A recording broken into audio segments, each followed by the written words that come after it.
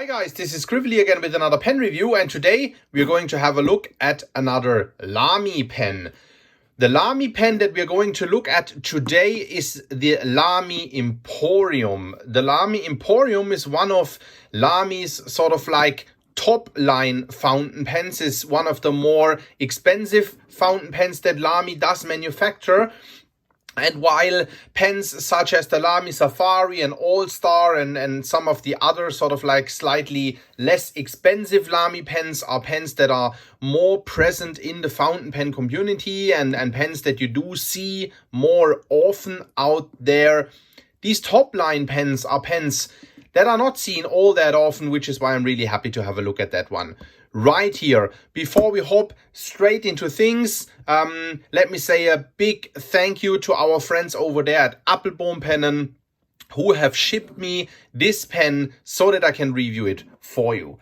Before we look at the pen, very quick look at the box. It's one of these very large cardboard Lamy boxes here that this top line pen does come in. Says Lamy up here, opens up like that. You have Lamy design made in Germany in here. You then open up that one like this. It was actually obviously like this originally because the pen then rested in here. Lamy Imporium, that's what it says here. You get a polishing cloth with you, and you know, then you do have descriptions in here of the Lamy Imporium. The Lamy Imporium fountain pen does come in 3 different versions, so to speak. It comes in titanium, it comes in sort of like all black, and it comes with gold accents. And the one that I'm having for you right now today is the black one. But let's put that aside and hop into this like very, very, very interesting pen. As I find, here it is. It's a cartridge converter filled pen. I can already tell you that. It does come with a converter as well, which of course is very nice. And then that's what the pen looks like. It's probably the only pen looking like that you will find out there on the market. You know, it's not like a Montblanc 146 where, you know, a couple of Platinum Centuries and Sailor 1911s would sort of look similar. This pen is unmistakably a Lamy Imporium, resembling, of course, the old Lamy Persona that is not in production anymore. The only other pen that I can think of is a very recent pen, though, that sort of plays with that kind of design and pattern is Otto Hood's new Design 08. However, of course, it does it in a completely different way, but that's the only pen that I can, as right now off the top of my head, think of that would look sort of similar. The pen is basically a cylindrical design, yeah, with a rounded top that almost looks a little bit like a stormtrooper helmet or something like that. And then you do have like a glossy flat top end right here. It's a very complex design. So let's look at it top to bottom. As said, we have like a matte, very sleek cap here. I actually don't know what that here is. There's like a little silver bit. I don't know if this is the PVD coating that comes off or something like that. I try to rub it off, but that doesn't work. So it's not the grain of dust or something like that. I have a hard time knowing what it is. But anyway, so that's that cap. You then have like a clip saying Lamy right here at the side. It's spring-loaded or on a hinge, operating like that. Very nice. Has like a small cutout down here, which is like really, really nice because it makes it super easy to slide into a shirt pocket or pen pouch. Yeah, and then we have the pen body is pretty much cylindrical, though is like a little bit slimmer down here and becomes a little bit fatter as we go towards the cap and then later on the grip section. That's my impression, at least. I've not measured it. And the pen then has sort of like a fluting or grooves, whatever you would want to call that, which is very, very interesting. I said a metal pen, PVD coated. And then at the end of it, you do have like a flat end. It does have a little bit of a ridge. You might think that that somehow serves for posting the pen. It doesn't. It does not have anything to do with posting of the pen. I do think it's just a design element. The pen is a screw-on cap, which unscrews with about 2.5 twists. That will make the cap come off. It doesn't make it a super quick note taker, but I think 2.5 turns, it's still acceptable. I prefer 1 or 1.5, but that's just me. Of course, you have like a higher security that the cap just doesn't come off like that. Inside, probably hard for you to see right here, but it does have an inner cap that prevents the nib from drying out. Does an excellent job in doing so. I think at some point I had the pen down for like 4 weeks or something like that, and I just opened it up and wrote with it and it came up straight away. You can post the pen. It does post very securely. However, it doesn't post very snugly onto the pen. As you can see here, it's like a little bit crooked. There is some odd wiggle room when you post that pen. The cap won't come off, not by any means, but as said, there's just like some odd wiggle room, and you can sort of feel the sharpness of those edges of the cap here. I won't feel them like this, so that's okay. Pen is pretty long when I post it. It's not top heavy because this is, I'm assuming, aluminum cap. Is very, very lightweight. The cap, most of the heft of the pen and the weight is in the pen body right here. So that works very well. But as you can see in my rather large hands, I don't have gigantic hands, but they're also not very small. I would say it's rather large hands. The pen rests very, very comfortably and is plenty long enough for me to be written unposted. It's a rather heavy pen. It's not crazy heavy, but it's on the heavier side, and it's a very balanced pen. It lays very, very nicely in my hand. You can then see, I believe now you do see how the pen does become wider as we taper towards the section. You will then see how sort of like the orientation of those grooves right here do change as we get down to the grip section, which of course does make sense, because if you would have the fluting in that direction, that would make it very easy for your fingers to keep sliding onto the nib. So we have a change of orientation of these grooves right here, and a nib section, that a grip section that then tapers down right here. That might look quite uncomfortable with those ridges right here or grooves. It is not a pleasant surprise for me. It's a very, very comfortable pen to hold. It's not painful to hold on to these grooves right here, not at all. So very nice to hold, very, very pleasant writer.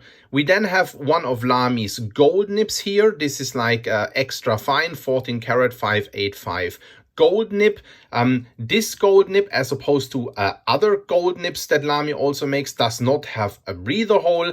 I personally have not found any differences in writing experience between the nibs that do have a breather hole and the ones that do not have a breather hole. I just find that it's like, and of course this is like the black coated gold nib here. The others are normally rhodium plated. This here is black coated. And I mean, I do think that these Lamy gold nibs are just spectacular writers. They're very, very smooth and do have a little bit of bounce and give. It's like a very, very soft and smooth and just lovely writing experience. There you have it. Let's open up the pen. And then you do see a regular Lamy cartridge that I've popped in here. But as said, of course, the pen does come with a Z26 converter right here that you can pop in order to fill the pen from a bottle. Let's do a quick size comparison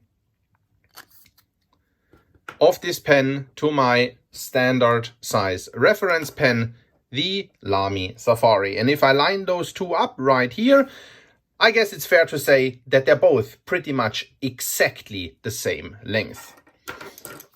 Let's uncap them and see what we get. The Lamy Imporium is a little shorter, maybe by 5 millimeters or a little bit more, something like that. We can post them just for the sake of it. As said, I wouldn't post either of those. But if that's something that you like doing to your pens, then that's what you will get. And you'll end up again with pretty much the exact same length. Maybe the Safari being a millimeter or two longer. But like I would say, it's fair to say that this is pretty much the exact same length. Of course, you do feel straight away the weight difference between those two, this being a plastic pen and this being a metal pen. Let's do a quick writing sample, and I will zoom in for this just a little bit. Pen has been uncapped for the review quite a while. Let's see if it's going to come up straight away. Yes, and it does. It's a quite wet writer, and it's a very, very pleasant writer. Let me do a quick line.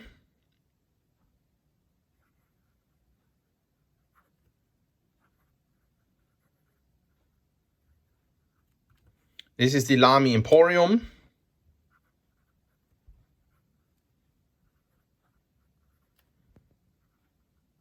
With a 14K gold nib, and the ink here is Lamy Blue. I do think you see how dark the Lamy Blue comes onto the paper right here, right? I mean, you see it's still wet. It's a pretty wet writer. The thing that I do find really nice with these Lamy gold nibs is that they do have sort of an architect character, meaning your downstroke will be finer than the cross stroke, and I'll demonstrate it for you right here. I do hope that you can see that my downstroke is quite a bit finer than the cross stroke. It's not extremely pronounced,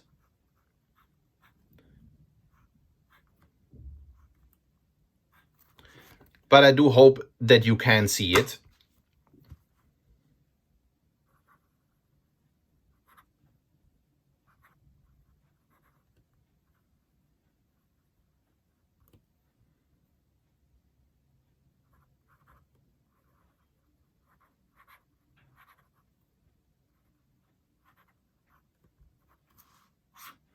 It's a fantastic writer, very smooth, does have a little bit of tooth to it. It's not the buttery kind of warm butter on glass kind of feeling. There's a little bit more tooth to it. It's really difficult to cap pens in front of the camera. You always sort of like miss them because you don't get the orientation right. As said, very beautiful writer, very nice. For me personally, the design does not completely speak to me. I can't really wrap my head around that design, but that's just me. If you look for a pen that, is a little bit different than what you normally have out there, then this is probably what you should be looking into. It is a fantastic writer. It is a extremely well constructed pen, good old Lamy quality. It's a beautiful writer, as said. Let's have finally a quick look at pricing levels here. The pen does cost €385. Now, it's some people saying like, oh, that's very expensive. It's only a cartridge converter filled pen and so on. Guys, I did a quick comparison of a couple of prices here for you. If you look at the Pelikan range, for instance, yeah, well, it's piston fillers, but I would say the Lamy Imporium lands sort of like smack in between an M600 and an M800 for this, being one of the flagship pens of Lamy or top line pens of Lamy, I think is totally okay. Let's look at some other pens that are also not piston fillers. Then let's look at the, sorry, bumped into the camera. Let's look at the Graf von Faber-Castell, Guilloche or Classic. The Guilloche costing €355 at Appelboom Pennen. The Classic 540, substantially more. Then I would say once more, 385 is all right. And if you look at the Diplomat Excellence, if you're looking to get that one with a gold nib, it ends up costing you €360 as well. Having that said, I think the 385 for this pen right here is totally fine. Guys, that was that with that pen review. Once more, big thanks to Appelboom Pennen for shipping this one for review, and I see all of you at the next review. Ciao, ciao.